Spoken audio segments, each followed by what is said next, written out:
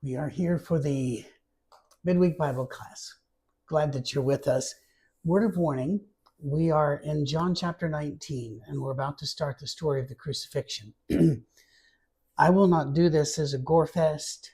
I will not linger on the most salacious, difficult parts of the story, but there's no way to tell the story without some descriptions involved.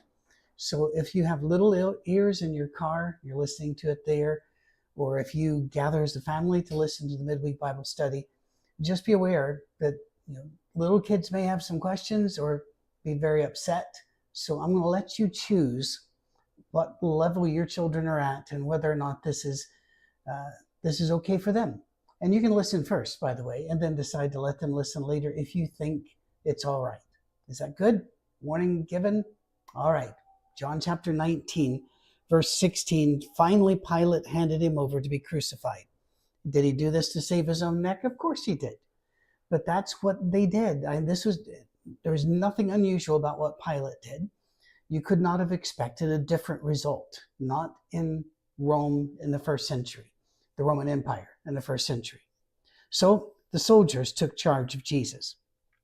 Carrying his own cross, he went out to the place of the skull, which is in Aramaic is called Golgotha. Here they crucified him with two others, one on each side and Jesus in the middle. Now, once you notice here, John completely leaves out the gore fest, which I find amazing. We often focus on the cross, as I think that we should, and the cross did so much for us and does so much for us and will continue to do so much for us. But the cross means nothing without the empty tomb. And there have been many attempts, I know of two serious ones in my lifetime, by marketing companies to create a symbol of an opening tomb or an open tomb that would replace or at least become as popular as the cross among the youth. And it just never has. I don't really know the reasons for that. I've not even seriously set about and worried about that. But the open tomb wouldn't mean anything without the cross. And so you really need the whole story. And now you've seen t-shirts with symbols, 4 or 5 symbols that tell the whole story as well. And that's not caught on outside of Christian circles. I don't see them outside of youth rallies or the like.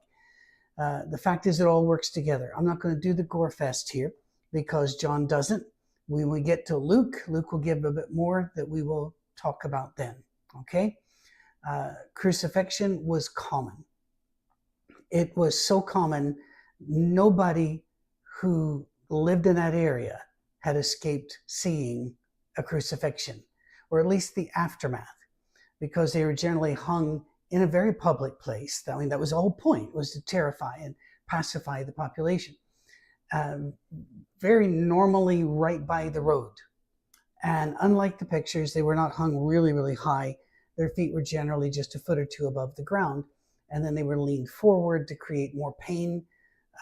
That was to create more pain, noise, terror for the community, but also to allow people to come and do as, let's say, the early colonists did in the American colonies when somebody was put in the stocks, that big wooden thing that held the head and the hands, and you'd sit on a narrow bench and people would come and throw slop on you, or worse, let's just call it a honey bucket, or they would taunt you and make fun of you, and that was considered entertainment.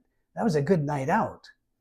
Well, there are always people that are willing to mock and be entertained by somebody else's death.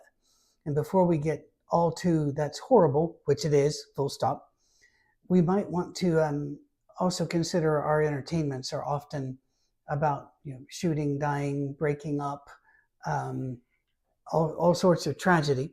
And so we can do that because we can say, well, that's not real. And we have a point. But just realize we're not far removed from any of these people. All of us can become terrible people very, very quickly. There, but for the grace of God. It normally would take between 1 full day and 3 days for somebody to die on a cross, according to exactly how they crucified him. While the scripture says that in other gospels that the nails went through his hands, that does not mean that he hung by his hands. Normally, that was to create pain again, and to send electric type shocks, your muscles would just quiver. But you would be tied at the wrist to the cross. Other times the nail went through here, the wrist hollow, which they also called the hand. I say that because every so often I run across somebody who says, well, the Bible, you can't crucify a person like that because it would pull loose. They don't understand how crucifixions were done. Now we're going to move on, shall we? Because you know the story. We've done 2 Gospels already, and we've got another Gospel coming. Pilate had a notice prepared and fastened to the cross. It read, Jesus of Nazareth, the King of the Jews. Now, was Pilate taking a big risk doing this? No. Rome didn't care who had a king. And Rome could not have cared less if Herod had another king, Herod's king, but another king of Israel. As long as that didn't create unrest, a lack of peace in the community, they didn't care. Normally, if you don't care and you let them be a king over their little group, then it'll either fizzle out or it'll grow to a certain point, and then when it becomes unstable or begins to threaten the peace, you crush it. And that might have been what Barabbas was guilty of. Many of the Jews read this sign, for the place where Jesus was crucified was near the city. By the way, if you go to Israel today, and I've not been, I was scheduled to go twice, and the war canceled it both times. Was not able to go this year when they were going to go, and I had the feeling it got canceled again on them. So I've not made it myself, but read extensively and watched I don't know how many videos from friends and from professionals. Right now there are 2 competing areas that call themselves where Jesus was crucified.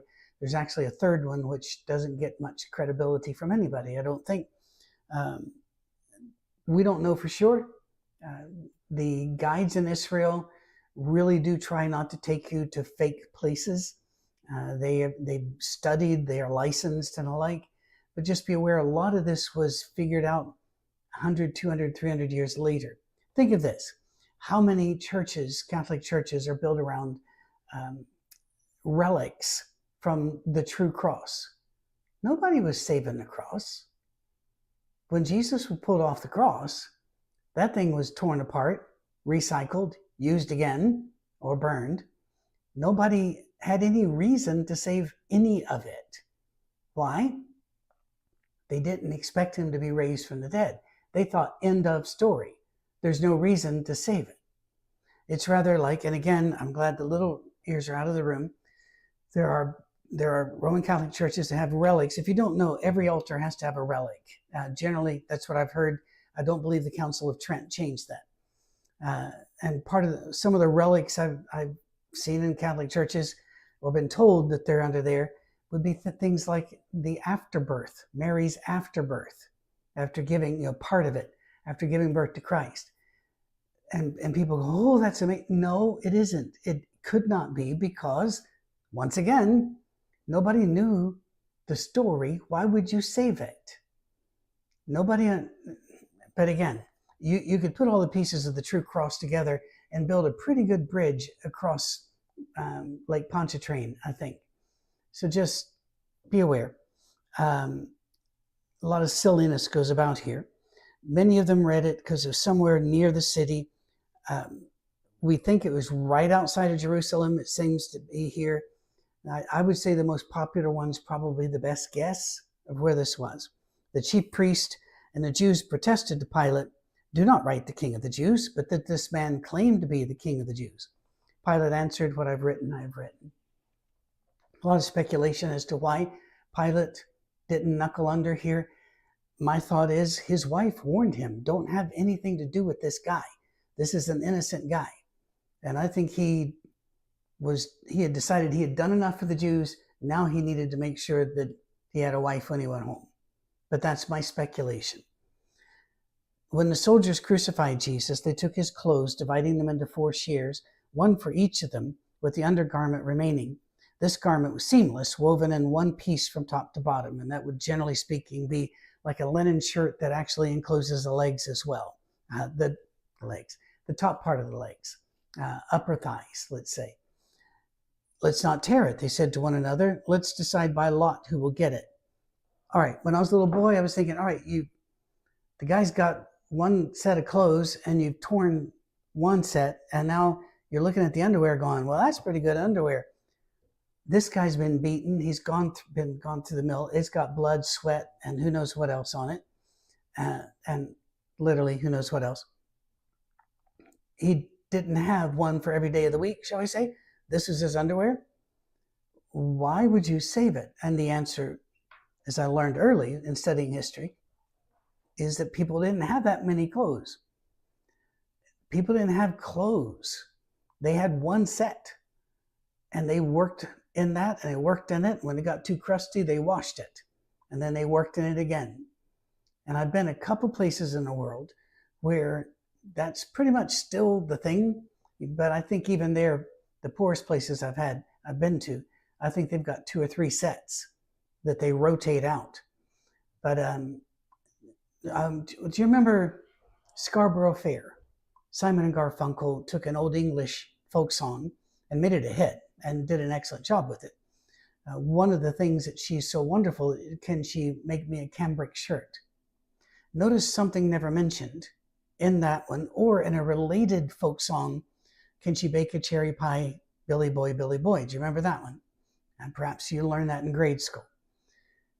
It's all about this wonderful woman he wants to marry, and the mama is, interrogating him about her. Neither in Scarborough Fair or in the Billy Boy cherry pie story are her looks mentioned. It's all about utility. Can she make something out of cloth? Can she fix you a shirt? Can she make a pie? And by the way, cherry pie, yay. Most of the time in British folk songs, when they're talking about pie, it's a meat pie, and some of the pie meats are bad choices. So what's going on here is that this is their reality. And this world is so strange for us that I really want to mention these things for you to understand. Nobody looking at this would have been going, really? All of this for a condemned man's underwear, which is incredibly soiled by blood, sweat, and everything else? Yeah? Where are you going to get another one? There's no Walmart. There's no JCPenney's. There's no Primark. There's no other where to get it. Yeah. In fact, you would give your cloak, which is your outer garment, for surety to pay a debt. And in Jewish law, whoever you gave it to had to give it back to you at night so you didn't freeze to death. Because you didn't have another one. It's really, we are richer than we imagine. But this happened that the scripture might be fulfilled, which said, they divided my garments among them and cast my lots for my clothing. Psalm 22, we looked at that sometime back on a Monday morning message. So this is what the soldiers did. Near the cross of Jesus stood his mother's sister, Mary, the wife of Clopas, and Mary Magdalene. When Jesus saw his mother there and a disciple whom he loved standing nearby, he said to his mother, "Dear woman, here is your son," and to the disciple, "Here is your mother." From that time on, this disciple took her into his home. I was always told the disciple that Jesus loved was John, and that the reason he put it this way, didn't name himself, was his innate humility. But there have been some studies done on it. I don't want to go there because it removes us from the story. I'll just say that the leading candidate for this individual is Luke. And also as one of the men on the road back from Emmaus, or the road to Emmaus, and he's brought back to Jerusalem by Jesus, would have been Luke. A lot of reasons for that, and when we read Luke, we'll get into it. But if you want to know now, you can pretty much Google the disciple whom Jesus loved, Luke, and you'll find the arguments for it. But if I get to heaven and find out it's John, will I be disappointed? No, let's find it interesting. Later, knowing that all was now completed, and so that the scripture would be fulfilled, Jesus said, "I am thirsty." A jar of wine vinegar was there, so they soaked a sponge in it, put the sponge on a stalk of the hyssop plant, and lifted it to Jesus' lips. When he had received the drink, Jesus said, "It is finished." And with that, he bowed his head and gave up his spirit. Now, it was the day of preparation, and the next day was to be a special Sabbath. Because the Jews did not want the bodies left on the crosses during the Sabbath, they asked Pilate to have the legs broken and the bodies taken down. Again, little ears out of the room. Why legs broken? The only reason you stayed alive as long as you did was because you could pull up on your arms and take a breath. And then because of the pain in your hands and arms, you would release and your feet would have to hold you. If you didn't do that, if you didn't pull yourself up, every so often you would suffocate because of the way you were stretched out. That was the only way to breathe. And so it was a continual writhing, a living testimony of horror for anybody that might contemplate going against Rome. If you break the legs, they can no longer push themselves up and use their arms to pull themselves up to take a breath, so they suffocate. Believe it or not, that was considered merciful, was to break their legs to end it within minutes rather than days. I don't like this story either. I thank God that Jesus went through it for us, but it doesn't mean I like the story. I've heard too many preachers preach this as if it's their favorite thing in the world. And I'm just, I saw The Passion of the Christ, Mel Gibson's movie, once. And I'm going, you're showing the worst part of the story, but you're not showing any redemption. And I know it's his movie and it did great. And I'm sure it did a whole lot of good for a whole lot of people. But I feel like we're not telling the story right. John just, it's done, here we are. Because John wants to get somewhere else. I like John. The soldiers therefore came and broke the legs of the first man who'd been crucified with Jesus, and then those of the other. But when they came to Jesus and found he was already dead, they did not break his legs. Instead, one of the soldiers pierced Jesus' side with a spear, bringing a sudden flow of blood and water. I've been told, well, that's proof of death, is what he was doing. Kinda. The way it was told to me as I was a boy, when you die, blood and water mixes together. That is not true. It is not true. Let's do this two-parter. The spear went in to make sure he was dead. That's all. The Romans were experts at killing. They knew they really were the world's expert at killing and at crucifixion. And so it was very methodical. They understood how it worked. Everybody knew their part. He rams it in and hits the heart. Jesus literally died of heart going, breaking open, a broken heart, if you want to say. Did the spear help rupture that heart? Probably. But that's when they saw that, they saw he's dead, no flinching, he's gone. And they wouldn't have given him a second look. They would have forgotten him within an hour because they've got somebody else to kill. Right? It was that much of a killing machine. The man who saw it has given testimony, and his testimony is true. He knows that he tells the truth, and he testifies that you also may believe. This may again be talking about Luke. Luke will then write a book where he'll put this in it, but without naming him as being the witness. These things happened so that the scripture would be fulfilled. Not one of his bones will be broken. And as another scripture says, they will look upon the one they have pierced. That's back in Psalm 34. You see it in Exodus 12 and Numbers chapter 9 as well. Later, Joseph of Arimathea asked Pilate for the body of Jesus. Now, Joseph was a disciple of Jesus, but secretly, because he feared the Jews. With Pilate's permission, he came and took the body away.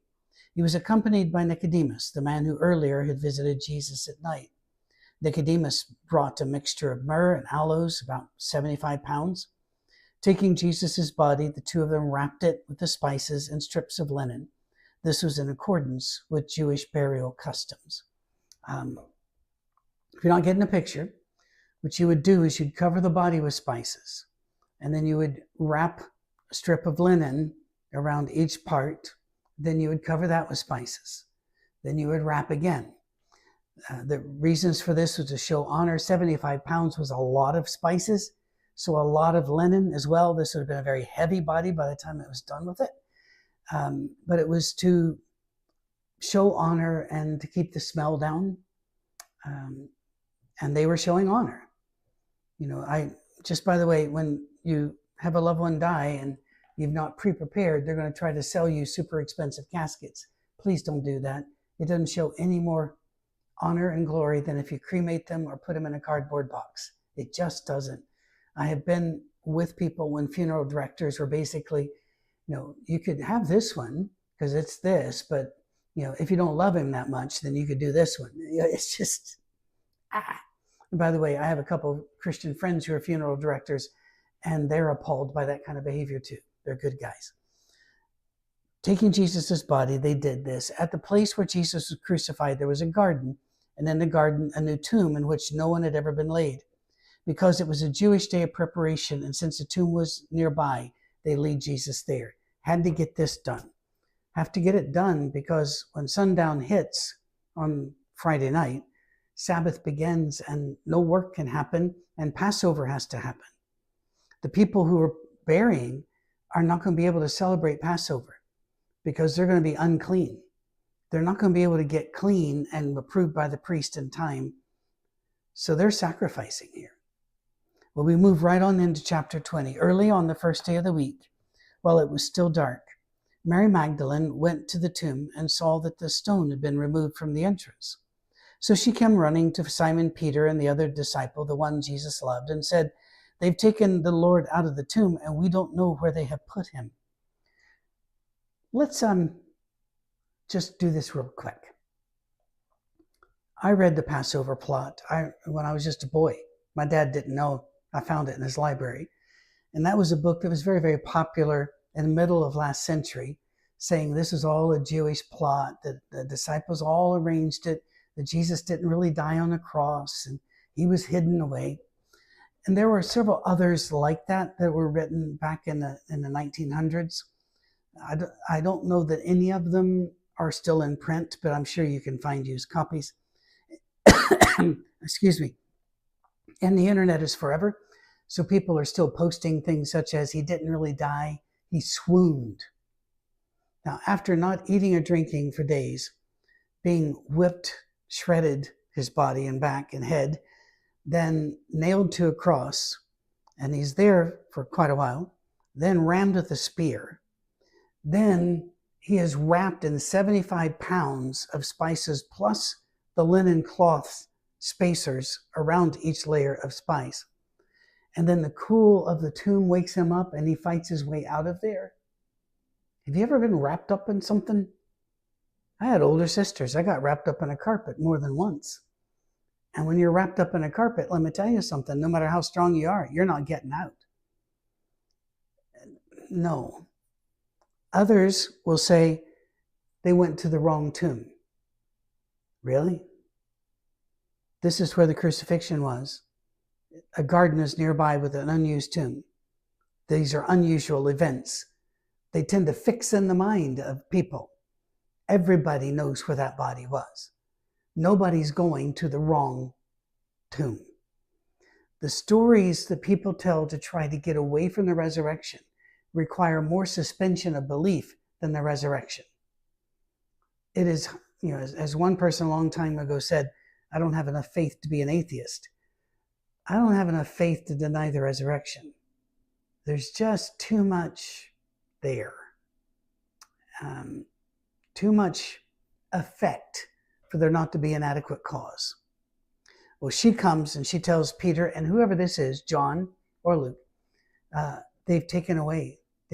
I don't know where they put him. So Peter and the other disciple started for the tomb. Both were running, but the other disciple outran Peter and reached the tomb first. There's one of the reasons why people say this is probably John. He's just saying, I got there first. Peter, however, runs in first.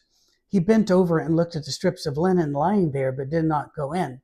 Then Simon Peter, who was behind him, just Doppler effect, arrived and went into the tomb. He saw the strips of linen lying there, as well as the burial cloth that had been around Jesus' head. The cloth was folded up by itself, separate from the linen. So this place isn't trashed. The head cloth has been folded. Finally, the other disciple, who had reached the tomb first, also went inside. He saw and believed. They still did not understand from Scripture that Jesus had to rise from the dead. So what he believed, we're not really sure, but he believed something. He believed that something miraculous had occurred. We have about 5 minutes. We can do this next section, and it's one of my favorites. Then the disciples went back to their homes, but Mary stood outside the tomb crying. I love Mary Magdalene. I hate what Dan Brown and others have done to her by painting her as this fallen woman that Jesus then marries and runs off and has a kid with in France. I mean, just please leave her alone. She bent and looked over to the tomb and saw 2 angels in white seated where Jesus' body had been, one at the head and the other at the foot. They asked her, woman, and again, woman, if I were to say it in American English, say woman. I don't know why, but that's considered an insult. You would say ma'am, or you'd say madam or lady, or excuse me, miss, something like that. In this day and time, it was a mark of respect. Woman, why are you crying? They've taken my Lord away, she said, and I don't know where they put him.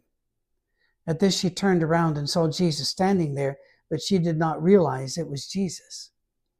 Woman, he said, why are you crying? Listen to the questions. Who are you looking for? Remember we talked to you about the questions?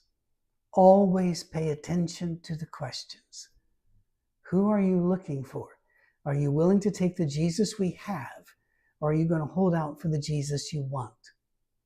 We talked about this just in the last couple of weeks. Thinking he was the gardener, she said, Sir, if you've carried him away, tell me where you have put him and I'll get him. Jesus said to her, Mary. She turned toward him. She recognized, because the way he said her name, and cried out in Aramaic, Rabboni, which means teacher. He says, do not hold on to me, for I've not yet returned to the Father. Go instead to my brothers and tell them, I'm returning to my Father and your Father, to my God and your God. You've not been where? You've not yet gone to the Father. Well, there are 2 big theories about this phrase. One is the harrowing of hell, that Jesus went into hell and preached the good news to the people trapped there and saved them. That's in the Apocrypha, and there's a little mention of it in Peter's epistles. Jude would have if Jude wrote more, because Peter and Jude basically wrote the same book, and we're reading the same books of the Apocrypha. And that could be true. Another one is the phrase, do not hold me. Terrible. Some of the older versions said, touch me not. It's not what it meant. It basically goes, let go. This is a fierce hug. And the second theory is not the harrowing of hell, is what he's talking about, is that it's Jewish humor. I'm not dead yet. Don't make me dead. We don't normally get Jewish humor because we're not Semitic. Most of the audience here is not, and I'm certainly not. I don't care which one you go to. I just love the humanity that the first person Jesus reveals himself to is a woman that no righteous person would talk to. It was a person that they judged because she was fallen. She had demons. That's who Jesus reveals himself to first. And then she is the first evangelist of the risen Christ. She is the first missionary for the risen Lord. He says, go tell the brothers that I'm here. And I'm in the process of returning to my Father and to your Father. Mary Magdalene went to the disciples of the Jews. I have seen the Lord. And she told them that he had said these things to her. Well, we know in other Gospels, they didn't believe her. But I'm going to leave you with that thought. Of all the people he could have shown himself to, Mary, his mother, John, the disciple or apostle that seems not to have left him, or Luke, he goes to Mary Magdalene. I think if the Samaritan woman had been nearby, he would have gone to her. Or if the woman who had cried over his feet and anointed them with spikenard when she was at the Pharisees' party, he would have gone to her. And if you are overburdened with sin and guilt and flaws that you just cannot seem to tame or get rid of, and you despair that you will ever be better, take comfort in knowing Jesus would come to you first and say, it's okay. I've got you. Let's go see the Father. There's a thought to hold you for a week.